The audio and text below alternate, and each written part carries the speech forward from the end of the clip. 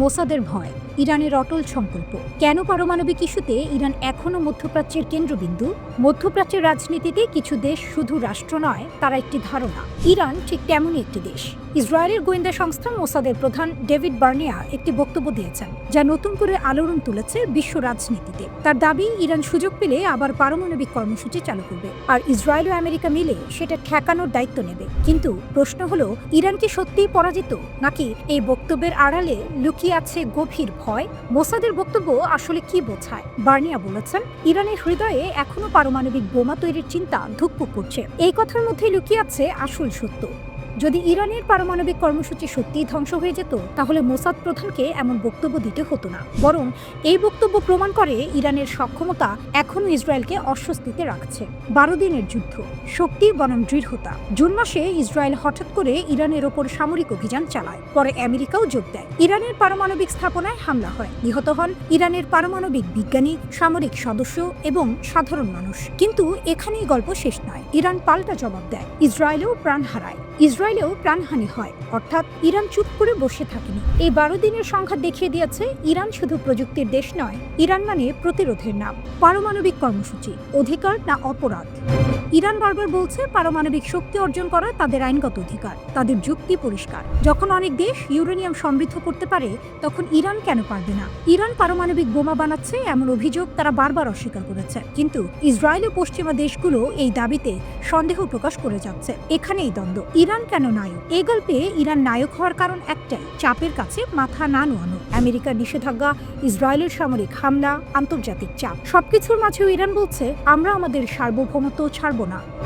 ইরানের সর্বোচ্চ নেতা আয়াতুল্লাহ খামেনি স্পষ্ট ভাষায় বলেছেন, ইরানের পারমাণবিক কর্মসূচি ধ্বংস হয়েছে এমন দাবি কল্পনা ছাড়া কিছু নয়। খারাপ চুক্তি নিয়ে ইসরায়েলের ভয়। মোসাদ প্রধানের আরেকটি গুরুত্বপূর্ণ মন্তব্য ছিল, ইরান নাকি আবার বিশ্বকে ধোঁকা দিয়ে একটি নতুন পারমাণবিক চুক্তি করতে চায়। এখানে প্রশ্ন ওঠে, 2015 সালের চুক্তি ভাঙল কে, ইরান না আমেরিকা? ডোনাল্ড ট্রাম্প একতরফাভাবে সেই চুক্তি থেকে বেরিয়ে গিয়েছিল। ইসরায়েল শুরু থেকেই ওই চুক্তির বিরোধিতা করেছিল।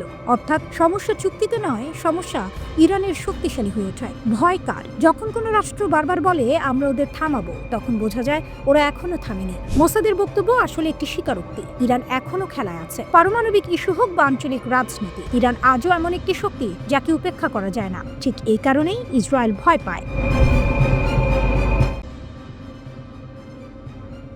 আজ আমরা যে ঘটনার কথা বলবো, সেটি শুধু একটি সামরিক দুর্ঘটনা নয়, এটি আধুনিক যুগের সবচেয়ে বড় গোয়েন্দা বিপর্যয়গুলোর একটি, যার ঝাঁকুনি এখন পর্যন্ত ওয়াশিংটন পর্যন্ত পৌঁছে গেছে।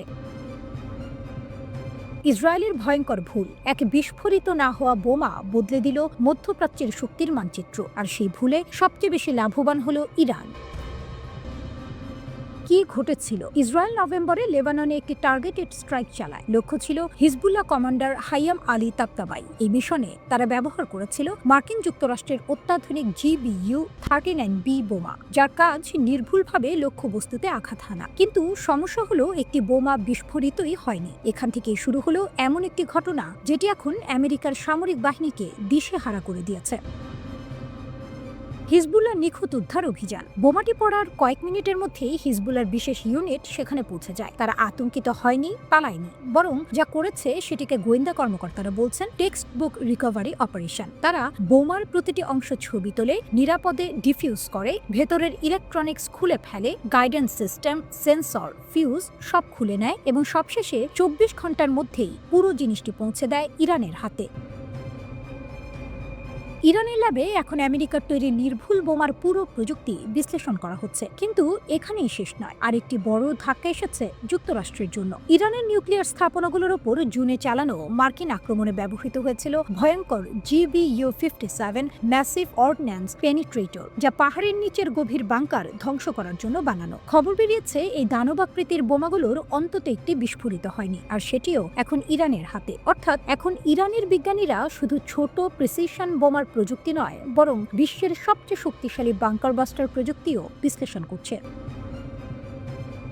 ইরান কি করছে? ইরান কেবল প্রযুক্তি দেখেই থেমে নেই, তারা এটিকে কাজে লাগাচ্ছে। সাম্প্রতিক প্রতিবেদন বলছে, ইরানের ফাতাহ হাইপারসনিক মিসাইলের নতুন ওয়ারহেড ডিজাইন করা হয়েছে GBU-57 এর প্রযুক্তি দেখে। খোররামশার 4 ব্যালিস্টিক মিসাইলের নতুন সংস্করণেও এই প্রযুক্তি ব্যবহার করা হচ্ছে। ইরান এখন এমন ওয়ারহেড তৈরি করছে যা ২০ মিটার রিইনফোর্সড কনক্রিট ভেদ করতে পারে, যা আগের তুলনায় বিশাল অগ্রগতি। অর্থাৎ যেসব স্থাপনাকে একসময় নিরাপদ ধরা হতো, এখন সেগুলোও ইরানের মিসাইলের সামনে ঝুঁকিপূর্ণ। কেন এত বড় সমস্যা আমেরিকার জন্য? কারণ এই প্রযুক্তিগুলো গোপন ছিল। দশকের পর দশক ধরে গবেষণা ও বিলিয়ন ডলার খরচ করে আমেরিকা এই বোমাগুলো তৈরি করেছে। এখন গাইডেন্স সিস্টেম, পেনিট্রেশন প্রযুক্তি, সেন্সর, ফিউজ সবই ইরানের হাতে। এই একটিমাত্র অবিস্ফোরিত বোমা ইরানের আগামী প্রজন্মের মিসাইলগুলোকে আরও ভয়ঙ্কর করে তুলতে পারে। ওয়াশিংটন কেন এত উদ্বিগ্ন? কারণ ব্যাপারটা এখন আর শুধু প্রযুক্তি নয়, এটি ক্ষমতার ভারসাম্যের ব্যাপার। দীর্ঘদিন ধরে আমেরিকা ও ইসরায়েল পুরো মধ্যপ্রাচ্যে তাদের প্রযুক্তিগত আধিপত্য দেখিয়ে এসেছে, কিন্তু এই ঘটনায় সেই আধিপত্যে বড় একটি ফাঁক তৈরি হলো। ইরান ছিল আগেই শক্তিশালী, এখন তাদের হাতে রয়েছে guidance technology, deep penetration system, মার্কিন যুদ্ধ অস্ত্রের রিভার্স ইঞ্জিনিয়ারিং ক্ষমতা। এটি ইরানের জন্য এক বিশাল জয়, যা তারা কোনো যুদ্ধ ছাড়াই পেয়ে গেল। রাফাল বনাম জে-10C, আকাশের সিংহাসনে কার রাজত্ব? ফ্রান্সের গর্জন নাকি চীনের ঝড়? আকাশ, যেখানে গতি মানেই বেঁচে থাকা আর ভুল মানেই ধ্বংস, সেই নীল শূন্যে এখন আলোচনার কেন্দ্রবিন্দু দুটি যুদ্ধ বিমান, ফ্রান্সের রাফাল আর চীনের জে-10C। দেখতে ভিন্ন, প্রযুক্তিতে আলাদা, কিন্তু প্রশ্ন একটাই, যুদ্ধে কে হবে রাজা? রাফাল হলো এক বহুমুখী যুদ্ধ বিমান যা তৈরি করেছে ফ্রান্সের দাসো এভিয়েশন। এই বিমানের গতি ঘন্টায় প্রায় 2200 কিলোমিটার, আর এটি পারমাণবিক অস্ত্র বহন করতে সক্ষম। অর্থাৎ রাফাল কেবল আকাশযুদ্ধের অস্ত্র নয়, এটি এক উড়ন্ত শক্তির প্রতীক, এক মহাশক্তিধর যুদ্ধযন্ত্র। অন্যদিকে জে-10C হলো চীনের আধুনিক ফাইটার জেট, যা সজ্জিত শক্তিশালী নিক্স রাডার এবং AESA বা অ্যাক্টিভ ইলেকট্রনিক্যালি স্ক্যান্ড অ্যারে প্রযুক্তি দিয়ে। এটি চীনের সামরিক প্রযুক্তির নতুন দিগন্ত খুলে দিয়েছে। তবে বিশেষজ্ঞদের মতে রাফালের সেন্সর প্রযুক্তি এবং ইলেকট্রনিক ওয়ারফেয়ার সিস্টেম একে করেছে আরও নির্ভরযোগ্য ও মারাত্মক। গত মে মাসে ভারত ও পাকিস্তানের মধ্যে সংঘাতের সময় রাফাল যুদ্ধবিমান নিয়ে আলোচনা হয়েছিল ব্যাপকভাবে। পাকিস্তানের দাবি ছিল তারা চীনের তৈরি জেট ইঞ্জিন চালিত যুদ্ধ বিমান দিয়ে ভারতের একটি রাফাল ভূপাতিত করেছে, তবে ভারত সেই দাবি অস্বীকার করেছিল। এখন আবার আলোচনায় এসেছে জে-10C যুদ্ধ বিমান, তবে এবার বাংলাদেশের প্রেক্ষাপটে। কারণ এ মাসের শুরুর দিকে কয়েকটি সংবাদ মাধ্যমে খবর প্রকাশ হয়েছে যে বাংলাদেশ চীন থেকে প্রায় $2 বিলিয়ন ব্যয়ে 20টি জে-10C যুদ্ধ বিমান কিনতে যাচ্ছে। এই জে-10C আসলে জে-10C-B মডেলের রপ্তানিযোগ্য সংস্করণ, যা বিদেশি ক্রেতাদের জন্য চীন তৈরি করেছে। এরপর স্বাভাবিকভাবেই দুই ধরনের যুদ্ধ বিমানের পার্থক্য নিয়ে কৌতূহল তৈরি হয়েছে অনেকের মনে। প্রশ্নটা এখন একটাই, রাফাল আর জে-10C দুইয়ের মধ্যে পার্থক্য আসলে কোন কোন জায়গায়? ফ্রান্সের দাসো এভিয়েশনের তৈরি রাফাল যুদ্ধ বিমান যেন আকাশের সর্বগামী যোদ্ধা। ঘন্টায় গতি 2200 কিলোমিটার, আক্রমণ চালাতে পারে শত্রুর মাটিতে, আকাশে, এমনকি সমুদ্রেও। আর সবচেয়ে ভয়ঙ্কর দিক, এটি বহন করতে পারে পারমাণবিক অস্ত্র। অন্যদিকে চীনের তৈরি জে-10C হলো এক আধুনিক, স্মার্ট ও দ্রুত প্রতিদ্বন্দ্বী, যা রয়েছে শক্তিশালী AESA রাডার আর উন্নত এভিওনিক্স সিস্টেম। কিন্তু পার্থক্য সেখানেই শেষ নয়। রাফাল চলে দুটি ইঞ্জিনে, মানে এক ইঞ্জিনে আঘাত লাগলেও আরেকটি তাকে বাঁচিয়ে আনতে পারে। বিপরীতে জে-10C হলো একক ইঞ্জিনের যুদ্ধ বিমান, দাম কম কিন্তু ঝুঁকি বেশি।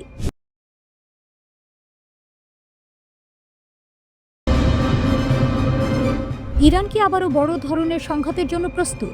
যে কোনো হুমকির জবাব দিতে কতটা সক্ষম তেহরান?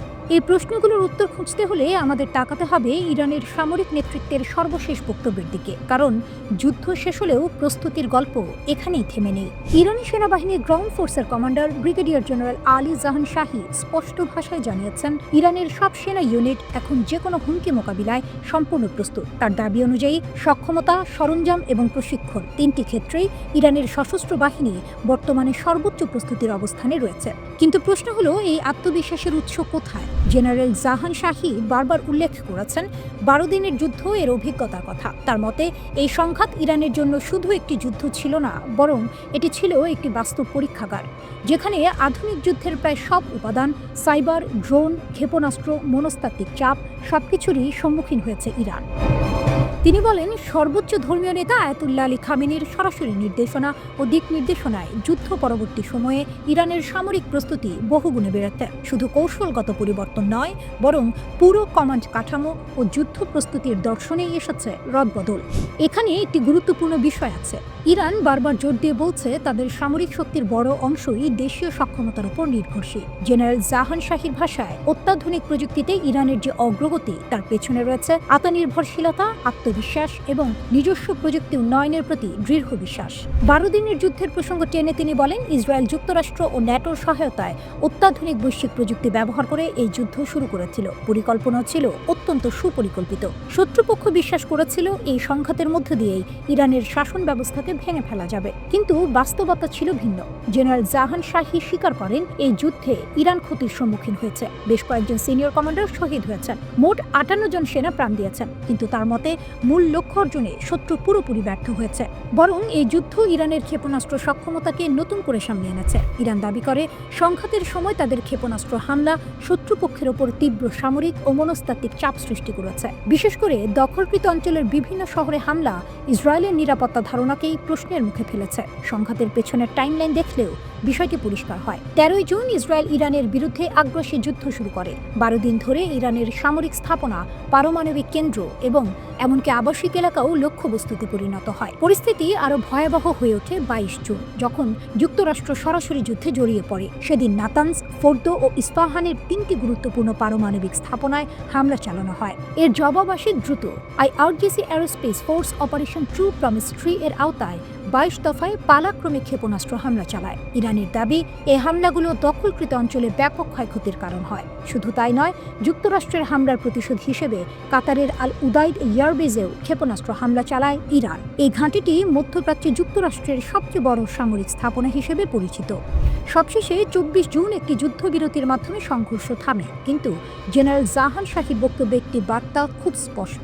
যুদ্ধবিরতি মানেই প্রস্তুতির অবসান নয়। ইরানের সশস্ত্র বাহিনী এখনও সর্বোচ্চ সতর্ক অবস্থানে রয়েছে। হিজবুল্লাহ একা? ভুল। যুদ্ধটা হিজবুল্লাহ না, এক ঘোষণা কাঁপছে মধ্যপ্রাচ্য। ইরান বলল, লড়াই চলবে। যুদ্ধের পেছনের আসল খেলোয়াড় দেখা যাচ্ছে না, কিন্তু সুতো এখানে। মধ্যপ্রাচ্য মানেই যেন এক রাবণের চিতা, চির অশান্তি। আর সেই আগুনে নতুন করে ঘি ঢালল ইরানের স্পষ্ট ঘোষণা। তেহরান জানিয়ে দিল, ইসরায়েলের বিরুদ্ধে লড়াইয়ে হিজবুল্লাহকে তারা অক্ষরে অক্ষরে সমর্থন দিয়ে যাবে। কথাটা বললেন খোদ ইরানের সর্বোচ্চ নেতার জ্যেষ্ঠ উপদেষ্টা আলী আকবর ভেলাতি। ভাষা ছিল কেতাদুরস্ত, কিন্তু বার্তা ছিল আগুনের মতো। ইরানের চোখে হিজবুল্লাহ শুধু একটি সশস্ত্র গোষ্ঠী নয়, এটি প্রতিরোধ অক্ষ, এর পালের কাদা। এই অক্ষের ভেতর আছে হামাস, হুথি, একটি পূর্ণাঙ্গ নেটওয়ার্ক। বহু বছর ধরে ইরান এই নেটওয়ার্ক গড়ে তুলেছে নিখাত পরিকল্পনায়। দেখতে সাধারণ, তবে ভেতরে শক্ত। ভেলাতির ভাষায় হিজবুল্লাহ জায়নবাদের বিরুদ্ধে লড়াইয়ের অন্যতম স্তম্ভ। কথাটা শুনে অনেকের চক্ষু চড়ক গাছ, আবার কারো টনক নড়ে গেছে। গাজা যুদ্ধ শুরুর পর ইসরায়েল ও হিজবুল্লাহর মধ্যে টানাপোড়েন 1 বছরের বেশি সময় ধরে চলছে। যুক্তরাষ্ট্র ও ইসরায়েল লেবাননের ওপর চাপ বাড়াচ্ছে, হিজবুল্লাহকে নিরস্ত্র করতে হবে। কিন্তু এখানেই শুরু শাখির করাপ। একদিকে আন্তর্জাতিক চাপ, অন্যদিকে ইরানের ছায়া। হিজবুল্লাহ সাম্প্রতিক সংঘাতে দুর্বল হয়েছে, একথা অস্বীকার করার উপায় নেই। সিরিয়ায় বাশার আল আসাদের পতনে ইরানের সঙ্গে তাদের স্থলপথ নড়বড়ে। অনেকে ভেবেছিল এবার বুঝে হিজবুল্লাহ ঘাটের মরা, কিন্তু এখানেই ইরানের কৌশল। তারা জানে সময়ই আসল অস্ত্র। ক্ষণিকের ধাক্কা পদ্মপাতায় জল হতে পারে, কিন্তু দীর্ঘ লড়াইয়ে ইরান কই মাছের প্রাণ নিয়ে টিকে থাকে। ভেলাতির এক মন্তব্য লেবাননে আগুন ধরিয়ে দেয়। তিনি বলেন, লেবাননের জন্য হিজবুল্লাহ রুটির চেয়েও জরুরি। এতে ক্ষুব্ধ হন লেবাননের পররাষ্ট্রমন্ত্রী ইউসুফ রাজি। পাল্টা জবাবে তিনি বলেন, রুটি পানির চেয়েও আমাদের সার্বভৌমত্ব বড়। এখানেই প্রকাশ্যে হাটে হাড়ি ভাঙা লেবাননের অভ্যন্তরীণ রাজনীতিতে ইরানের প্রভাবের প্রশ্ন। এরপর ইরান কূটনৈতিক চাল দেয়। পররাষ্ট্রমন্ত্রী আব্বাস আরাকচি বৈরুতকে আলোচনার আমন্ত্রণ জানান, কিন্তু লেবানন তা প্রত্যাখ্যান করে। ইউসুফ রাজি সরাসরি বলেন, ইরানের ভূমিকা অত্যন্ত নেতিবাচক। তার বক্তব্যে ইরান যেন কংস মামা। ইউসুফ রাজি অভিযোগ করেন, ইরান গা ঢাকা দেয়া খেলছে, কিন্তু সুতো তার হাতে। তবু প্রশ্ন একটাই, ইরান এতটা আত্মবিশ্বাস পায় কোথা থেকে? উত্তর সহজ, ইরান জানে এই অঞ্চল গড্ডলিকা প্রবাহে চলে না। সবাই অনুকরণ করলেও কৌশল বানায় হাতে গোনা কয়েকজন রুই কাতলা। তেহরান সেই দলে। নিষেধাজ্ঞা, চাপ, সমালোচনা সব সত্ত্বেও তারা নেটওয়ার্ক ধরে রেখেছে। এটা কোনো ডুমুরের ফুল নয়, বরং বাস্তব শক্তির জাল। ইসরায়েলের সঙ্গে এই অহিনকুল শত্রুতা নতুন নয়, কিন্তু ইরান সরাসরি যুদ্ধে না গিয়ে অন্যদের দিয়ে খেলায়, এটাই তাদের জিলাপির প্যাচ। কেউ বলে এটা ছলচাতুরি, কেউ বলে কৌশল। বাস্তবে এটা শক্তির ভিন্ন ভাষা। যেখানে অন্যরা উত্তেজনায় অগ্নিশর্মা, সেখানে ইরান ধীরে হাল ধরে। সব মিলিয়ে বলা যায় হিজবুল্লাহ একা নয়। ইরান স্পষ্ট করে দিল এই লড়াইয়ে তারা সাক্ষী গোপাল হয়ে থাকবে না। মধ্যপ্রাচ্যের এই খণ্ডপ্রলয়ের মধ্যে তেহরান আবারও দেখালো দৃশ্যমান না হয়েও তারা কতটা প্রভাবশালী। আর এই বাস্তবতা ইসরায়েলের জন্যই এক কঠিন মাথা ব্যথা।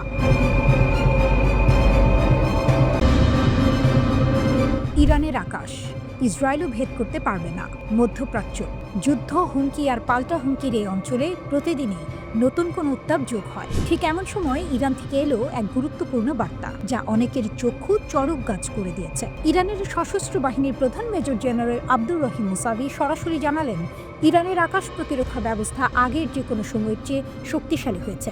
তিনি সন্তুষ্ট। শুধু কথার কথা নয়, আত্মবিশ্বাসের সঙ্গে বলা কথা।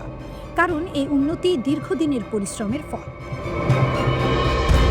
15 ডিসেম্বর তিনি ঘুরে যান খাতাম আল আম্বিয়া যৌথ বিমান প্রতিরক্ষা ঘাঁটি। সেখানে দাঁড়িয়ে বলেন, ইরানের বিমান প্রতিরক্ষা বাহিনী দায়িত্ব পালন করছে। দিনরাত এক করে তারা কাজ করছে। এই প্রচেষ্টাই ইরানের আকাশকে নিরাপদ রেখেছে। ইরানের দাবি, সাম্প্রতিক মাসগুলোতে তারা প্রতিরক্ষা ব্যবস্থায় 16 কলা পূর্ণ করেছে। প্রযুক্তি, প্রশিক্ষণ আর কৌশল সব দিক থেকেই। এখানে কোনো কাঁচা হাতের কাজ হয়নি। বিজ্ঞানী, গবেষক, সেনা কমান্ডার আর প্রতিরক্ষা শিল্প সবাই মিলে এক মণিকাঞ্চন যোগ তৈরি করেছে। এই বক্তব্য এমন সময় এলো যখন জুন মাসে ইরানের ওপর ইসরায়েল ও যুক্তরাষ্ট্রের হামলার ঘটনা ঘটে। সেই সময় ইরানের আকাশ প্রতিরক্ষা বাহিনী ছিল একেবারে অন্ধের যষ্টি। তারা বহু হামলা প্রতিহত করেছে।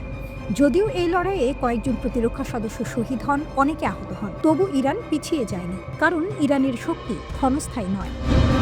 ইসরায়েল ও যুক্তরাষ্ট্র ভেবেছিল কয়েকটি হামলাতেই ইরান ঘাটের মরা হয়ে যাবে, কিন্তু বাস্তবতা তাদের জন্য গুড়ে বালি হয়ে দাঁড়ায়। ইরান দেখিয়ে দেয় তারা সহজে ভাঙে না। মুসাভি পরিষ্কার করে বলেন, বিমান প্রতিরক্ষা শক্তিশালী করা ইরানের অগ্রাধিকার। এটা দীর্ঘস্থায়ী পরিকল্পনা। সেনাবাহিনী ও ইসলামী বিপ্লবী গার্ড বাহিনী একসঙ্গে কাজ করছে। সবাই অন্ধ অনুকরণ করছে না, বরং নিজেদের কৌশল তৈরি করছে। একই দিনে ইরানের সেনাপ্রধান মেজর জেনারেল আমির হাতামি বলেন, ইরান এমন প্রযুক্তি তৈরি করছে যা শত্রুদের জন্য স্পষ্ট বার্তা। এই প্রযুক্তি কেবল প্রতিরক্ষা নয়, এটি ভীতি প্রদর্শনের শক্তি। তার ভাষায়, ইরানের প্রতিটি অর্জন সীমান্ত ছাড়িয়ে যায়। নিপীড়িত দেশগুলোর জন্য এটি আশার আলো। তিনি আরও বলেন, পশ্চিমা দেশগুলো চায় ইরানের স্বাধীনতা নষ্ট করতে, কিন্তু ইরান কোনো নিশ্চুপ বসে থাকবে না। তারা নিজেরাই হাল ধরেছে। গবেষকদের পথে বাধা সরানো হচ্ছে, যেন উন্নয়ন থেমে না যায়।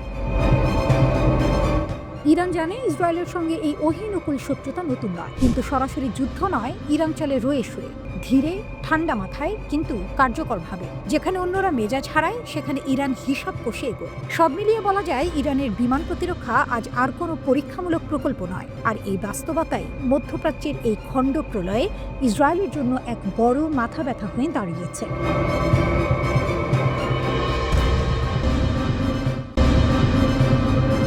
ইসরায়েলের নতুন হামলার আশঙ্কা। যে কোনো পরিস্থিতিতে প্রস্তুত ইরান। মধ্যপ্রাচ্যের আকাশ আবার ভারী, আবার প্রশ্ন, যুদ্ধ কি ফিরে আসছে? ইরানের পররাষ্ট্রমন্ত্রী আব্বাস আরাকচি স্পষ্ট করে বলেছেন, ইসরায়েল নতুন করে হামলা চালাতে পারে। এটা আকাশ কুসুম নয়, হালকা কথাও নয়। ইরান বিষয়টিকে হালকাভাবেও দেখছে না। তারা অন্ধকারে ঢিল মারা অবস্থানে নেই, বরং সতর্ক, প্রস্তুত, দৃঢ়।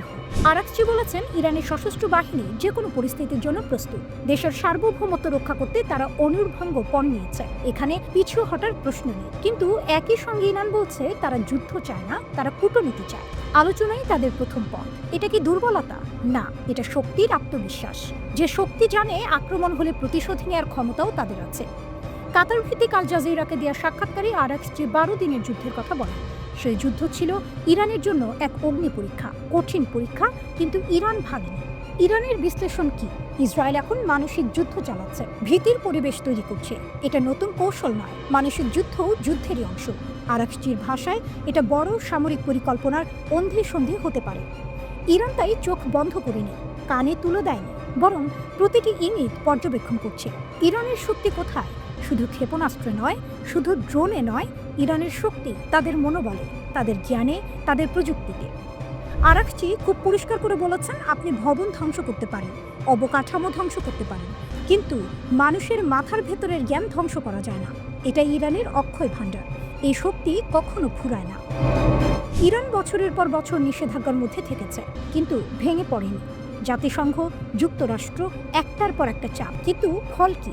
সমস্যার সমাধান হয়নি। অদৃষ্টের পরিহাস এখানে। ইরান বলছে চাপ দিয়ে সমাধান আসে না, আলোচনা ছাড়া পথ নেই। তবে যুক্তরাষ্ট্রকে তারা বিশ্বাস করে না, ওয়াশিংটনকে দেখে না অন্ধের ষষ্ঠী হিসেবে। আরাকচি সরাসরি বলেছেন যুক্তরাষ্ট্রের আন্তরিকতার অভাব আছে, তবুও ইরান আলোচনার দরজা বন্ধ করতে চায় না। কারণ ইরান জানে সংঘাত একদিনে আসে না, একদিনে যায়ও না। এখানে একটি গুরুত্বপূর্ণ তথ্য, চলতি বছরের 13 জুন ইরান ও যুক্তরাষ্ট্রের পারমাণবিক আলোচনা চলছিল। ঠিক তখনই ইসরায়েল হামলা চালায়। এরপর শুরু হয় 12 দিনের যুদ্ধ। সেই যুদ্ধে নিহত হন সামরিক কমান্ডার, পরমাণু বিজ্ঞানী, সাধারণ মানুষ। মোট প্রাণহানি 1064 জন। এটা ছোট ঘটনা নয়, এটা অকুল পাথার মতো বিপদ। আজ ইরান কি বলছে? আমরা যুদ্ধ চাই না, কিন্তু ভয় পাই না। যদি চাপ আসে, যদি আঘাত আসে, ইরান রুখে দাঁড়াবে।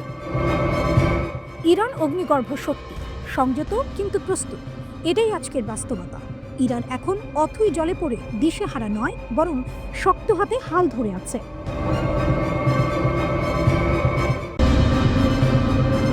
যুক্তরাষ্ট্র এখন ইরান থেকে এগিয়ে যেতে চায়, কম সময় দিতে চায়, কম শক্তি খরচ করতে চায়। কারণ একটাই, 46 বছরের বেশি সময় ধরে যুক্তরাষ্ট্র ইরান নিয়ে ব্যস্ত, কিন্তু ফল খুব কম। ডোনাল্ড ট্রাম্পের নতুন জাতীয় নিরাপত্তা কৌশল এই বাস্তবতাই বলছে। এই নথিতে ইরানের নাম এসেছে মাত্র 3 বার। একটা বড় বার্তা স্পষ্ট, কিন্তু বাস্তবতা এত সহজ নয়। ইরান দুর্বল হয়েছে ঠিক। গত 2 বছরে ইরান সামরিক ও কূটনৈতিকভাবে চাপের মুখে পড়েছে। জাতিসংঘ আবার নিষেধাজ্ঞা দিয়েছে। দেশের ভেতরে পানি সংকট, অর্থনৈতিক চাপ। তবুও ইরান শেষ হয়ে যায়নি, বরং এখানেই ভুলটা হয়। ইরানের হাতে এখনো উচ্চমাত্রায় সমৃদ্ধ ইউরেনিয়াম আছে উন্নত সেন্ট্রিফিউজ, আর সবচেয়ে গুরুত্বপূর্ণ, এখন আর আন্তর্জাতিক নজরদারি নেই। 12 দিনের ইরান ইসরায়েল সংঘর্ষের পর ইরানের ভেতরেই পারমাণবিক অস্ত্র তৈরির দাবি জোরালো হয়েছে। এটা ছোট সংকেত নয়, এটা বড় সতর্কবার্তা। মিসাইল শক্তিতে ইরান এখনো ভয়ঙ্কর। ইসরায়েল সেই শক্তি টের পেয়েছে। এই যুদ্ধে ইরান সরাসরি ক্ষতি করতে পেরেছে। আর প্রক্সি শক্তি, হিজবুল্লাহ, হুথি সব শেষ হয়ে যায়নি। হুথির মাধ্যমে ইয়েমেন থেকে ইরান এখনো লোহিত সাগর কাঁপায়। এ কারণে ইসরায়েল চুপ নেই। নেতানিয়াহু প্রকাশ্যে ইরানের মিসাইল হুমকির কথা বলছেন। ইসরায়েলের ভেতর অনেকেই বলছে 12 দিনের যুদ্ধ ছিল প্রথম ইরান যুদ্ধ। পরের যুদ্ধ আরো বড় হবে, আরো সরাসরি হবে। এখানেই যুক্তরাষ্ট্রের সমস্যা। ট্রাম্প ইরানের সরকার পরিবর্তন চান না, আমেরিকা ফার্স্ট নীতি সেটা বলে। তাহলে সামনে কি পথ? 3টা অপশন। 1, সব ঠিক থাকবে, এই আশায় বসে থাকা। 2, ইরান সামলানোর দায়িত্ব ইসরায়েলের হাতে ছেড়ে দেয়া। 3, ইরানের সঙ্গে নতুন চুক্তি। প্রথমটা সবচেয়ে ঝুঁকিপূর্ণ, কারণ সংঘর্ষ আবার শুরু হওয়া অসম্ভব নয়। বিশেষ করে ট্রাম্প নিজেই JCPOA থেকে বেরিয়ে যাওয়ার সিদ্ধান্তের মালিক। দ্বিতীয়টা আরও বিপজ্জনক। ইসরায়েল শক্তিশালী, সন্দেহ নেই, কিন্তু প্রতিবার হামলা মানেই বড় যুদ্ধের ঝুঁকি। মধ্যপ্রাচ্যে থাকা 40,000 মার্কিন সেনা তখন লক্ষ্যবস্তু হবে। তৃতীয় পথ নতুন চুক্তি, কঠিন, রাজনৈতিকভাবে ঝুঁকিপূর্ণ। রিপাবলিকানদের ভেতরেই বিভাজন তৈরি হবে। ইসরায়েল সরকারও খুশি হবে না। তবুও বাস্তবতা একটাই, ইরানকে উপেক্ষা করে এগিয়ে যাওয়া যাবে না। ইরান দুর্বল, কিন্তু ভাঙেনি। ইরান চাপে, কিন্তু নিঃশেষ নয়। শক্তিশালী রাষ্ট্র এভাবেই টিকে থাকে, সময় নেয়, নিজেকে পুনর্গঠন করে। যুক্তরাষ্ট্র যদি সত্যিই মধ্যপ্রাচ্য থেকে বেরোতে চায়, তাহলে সবচেয়ে কঠিন কাজটাই করতে হবে, আলোচনা, চুক্তি আর বাস্তবতাকে মেনে নেওয়া। কারণ যুদ্ধ এড়ানো দুর্বলতা নয়, বরং কৌশলের সবচেয়ে শক্তিশালী রূপ।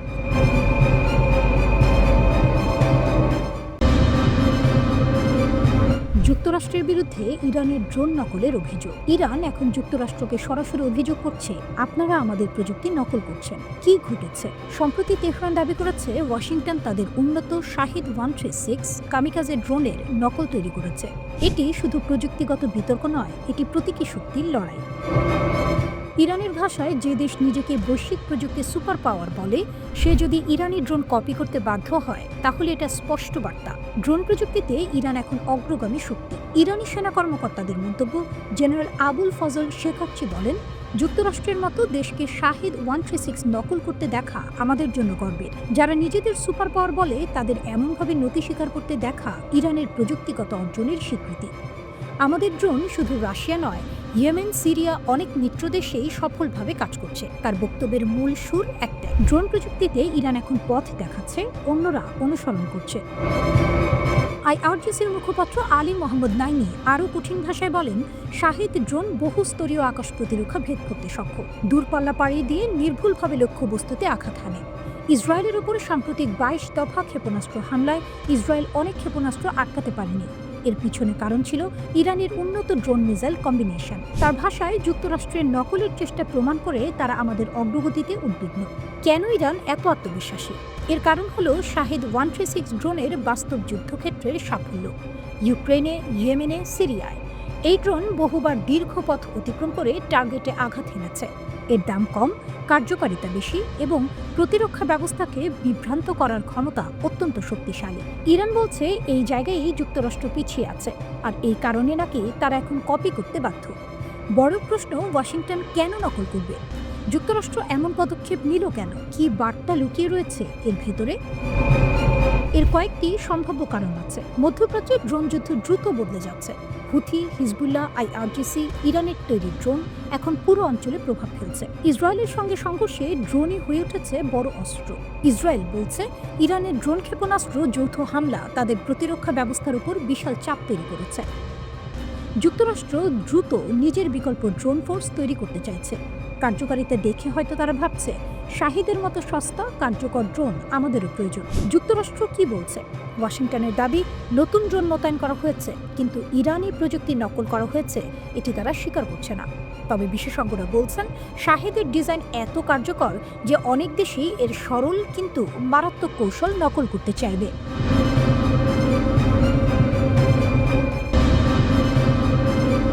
চীনের কিলিং অর্ডার জাপানের আকাশে ভয়াল শক তৈরি করেছে। চীনের যুদ্ধবিমান জাপানের F-16 দিকে ওয়েপন্স রাডার লক করল। উত্তেজনা চরমে। বেজিংয়ের ফিঙ্গার অন দ্য ট্রিগার পরিস্থিতি টোকিওর অবজ্ঞার মুখোমুখি। তাইওয়ানকে কেন্দ্র করে টোকিও দৃঢ়। ট্রাম্পের মধ্যস্থতা ব্যর্থ। শেষের কোনো নিদর্শন নেই। টোকিও বেজিং উত্তেজনা চলছে।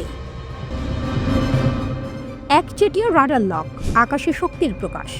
একটি চীনা J-15 জেট দুইবার জাপানের F-15কে রাডার লক করেছিল ওকিনাওয়া অঞ্চলে। জাপানের প্রতিরক্ষা মন্ত্রণালয় জানায়, J-15 অন্তরালে 2 F-15 ট্র্যাক করেছিল। প্রথম লক চলেছিল প্রায় 3 মিনিট, বিকেল 4:30 পর। দ্বিতীয় লক স্থায়ী হয়েছিল প্রায় 30 মিনিট, 2 ঘন্টা পরে। জাপানের প্রতিরক্ষা মন্ত্রী শিনজিরো কোইজুমি বলেছেন, সম্ভাব্য আকাশসীমা লঙ্ঘনের জন্য জাপানি জেট স্ক্র্যাম্বল করা হয়েছে। কোইজুমি বলেন, গতকাল 2টি ঘটনা ঘটেছে। চীনা সামরিক বিমান জাপান আত্মরক্ষার বাহিনীর বিমানকে রাডার দ্বারা লক্ষ্য করেছে। এমন কাজ বিপজ্জনক, নিরাপদ অপারেশনের সীমা অতিক্রম করে। আমরা চীনা পক্ষকে শক্তিশালী প্রতিবাদ জানিয়েছি। পুনরায় এমন ঘটনা না ঘটার দাবি করেছি। টোকিও জোর দিয়ে বলেছে, জাপানের আকাশসীমা লঙ্ঘন হয়নি, কোনো আঘাত বা ক্ষতির খবর পাওয়া যায়নি। চীনা J-15 লিয়াওনিং এয়ারক্রাফট ক্যারিয়ার থেকে উৎক্ষেপণ করা হয়েছে। লিয়াওনিং ওকিনাওয়া দ্বীপের দক্ষিণে 3টি ক্ষেপণাস্ত্র ধ্বংসকারী জাহাজ নিয়ে চলছিল। চীন দাবি করেছে, জাপানের বিমান বারবার তাদের নৌবাহিনী প্রশিক্ষণে হস্তক্ষেপ করেছে। ফায়ার কন্ট্রোল রাডার লককে আকাশযুদ্ধের সবচেয়ে ভয়ঙ্কর ঘটনা মনে করা হয়। এটি সম্ভাব্য ক্ষেপণাস্ত্র হামলার সংকেত দেয়, পালানোর নির্দেশ দেয়। এই ঘটনা জাপানি ও চীনা বিমানগুলোর মধ্যে প্রথম রিপোর্ট করা রাডার লক। আগে চীনা ও জাপানি জাহাজ ডায়াও সেনকাকু দ্বীপের কাছে মুখোমুখি হয়েছিল। চীন বলেছে, একটি জাপানি মাছ ধরা নৌকা অবৈধভাবে ডায়াও দ্বীপের জলসীমায় প্রবেশ করেছে। জাপান জানিয়েছে, 2 চীনা কোস্টগার্ড জাহাজ তাদের জলসীমায় প্রবেশের পর তারা তৎপর হয়েছে।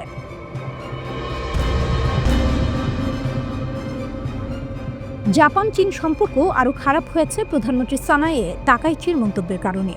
তাইওয়ান এই স্ট্যান্ড অফের কেন্দ্রবিন্দুতে। তাকাইচি বলেছেন, চীনের তাইওয়ানে আক্রমণ জাপানের জন্য বাঁচার হুমকিস্বরূপ পরিস্থিতি তৈরি করতে পারে। চীনের পররাষ্ট্রমন্ত্রী ওয়াং ই বলেছেন, তাকাইচির মন্তব্য লাল রেখা অতিক্রম করেছে।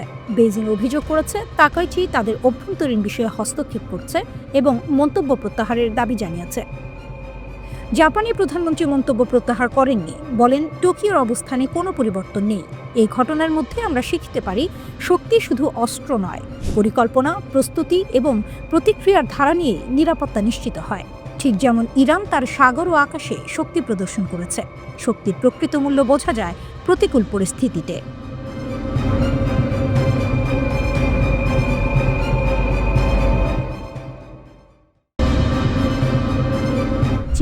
সামরিক বন্ধুত্ব, মার্কিন অভিযানে ফাঁস, চাঞ্চল্যকর সত্য। যে খবরটি সামনে এসেছে তা আকাশকুসুম নয়, এটি কল্পকাহিনী নয়, এটা বাস্তব এবং ভীষণ তাৎপর্যপূর্ণ। সামরিক ক্ষেত্রে চীন যে ইরানের অকৃত্রিম বন্ধু, এই সত্য এতদিন অনেকের কাছে ছিল অমাবস্যার চাঁদের মতো। দেখা যায় না, কিন্তু অনুভব করা যায়। এবার সেই সত্য প্রকাশ্যে। একটি ঘটনাতেই সব পরিষ্কার। ওয়াল স্ট্রিট জার্নালের এক বিস্ময় জাগানিয়া প্রতিবেদনে বলা হয়েছে, চীন থেকে সরাসরি ইরানের দিকে যাচ্ছিল একটি কার্গো জাহাজ। সেই জাহাজে ছিল অত্যাধুনিক সমরাস্ত্র তৈরির সরঞ্জাম, উপকরণ, যন্ত্রাংশ, অর্থাৎ ইরানের সামরিক শক্তির অক্ষয় ভাণ্ডার ভরাট করার রসদ। কিন্তু মাঝপথে ঘটে যায় নাটকীয় মোড়। ভারত মহাসাগরে মার্কিন বাহিনী অভিযান চালায়। এই অভিযান ছিল মার্কিন সেনাবাহিনীর স্পেশাল অপারেশন ফোর্সের। চুপিসারে নির্দিষ্ট লক্ষ্য নিয়ে তারা জাহাজে উঠে পড়ে, কয়েক ঘন্টা অবস্থান করে, তারপর যা ছিল সব ধ্বংস করে দেয়। মার্কিন কর্মকর্তাদের ভাষায় এই অভিযানের একটাই উদ্দেশ্য, ইরানের সামরিক অস্ত্রাগার পুনর্গঠন ঠেকানো, অর্থাৎ ইরান যেন আবার শক্ত হয়ে না দাঁড়াতে পারে। কিন্তু প্রশ্ন হলো, ইরান কি অন্ধকারে ঢিল মারা দেশ? না, ইরান অগাধ জলের মাছ, সুচতুর, অভিজ্ঞ। এই চালান ধ্বংস করা হয়েছে ঠিক, কিন্তু জ্ঞান ধ্বংস করা যায়নি। আর এখানেই ইরানের আসল শক্তি। ইরানের প্রযুক্তিগত জ্ঞান একদিনে তৈরি হয়নি, এটা বহু বছরের অগ্নিপরীক্ষার ফল। নিষেধাজ্ঞা, চাপ, হুমকি সব এসেছে, কিন্তু ইরান অথই জলে পড়ে দিশেহারা হয়নি। অকুল পাথর ভীষণ বিপদেও তারা কুল খুঁজে নিয়েছে।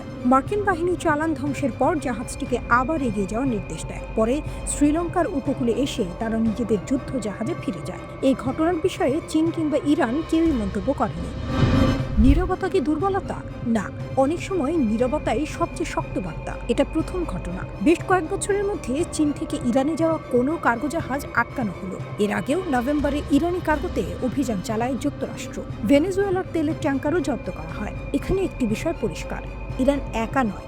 চীন, রাশিয়া, ভেনেজুয়েলা এই অক্ষশক্তি মার্কিন নিষেধাজ্ঞাকে অবৈধ বলে মনে করে। চীন শুরু থেকেই তেহরানের পাশে। শি জিনপিং সরকারের অবস্থান স্পষ্ট। ভেনেজুয়েলার ট্যাঙ্কার জব্দের ঘটনায় চীন কড়া নিন্দা জানিয়েছে। বর্তমানে সেই ট্যাঙ্কার টেক্সাস বন্দরে। কিন্তু জবাবে কি হয়েছে? ভেনেজুয়েলাকে চীন ও রাশিয়ার সমরাষ্ট্রে সজ্জিত করা হয়েছে। এটাই ভূ রাজনীতি। ইরান জানে ইসরায়েলের সঙ্গে যে কোনো সময় আবার যুদ্ধ শুরু হতে পারে। সেই বাস্তবতা অস্বীকার করার উপায় নেই। কিন্তু ইরান এগিয়ে চলে। চালান ধ্বংস করা যায়, কিন্তু একটি জাতির সংকল্প ধ্বংস করা যায় না।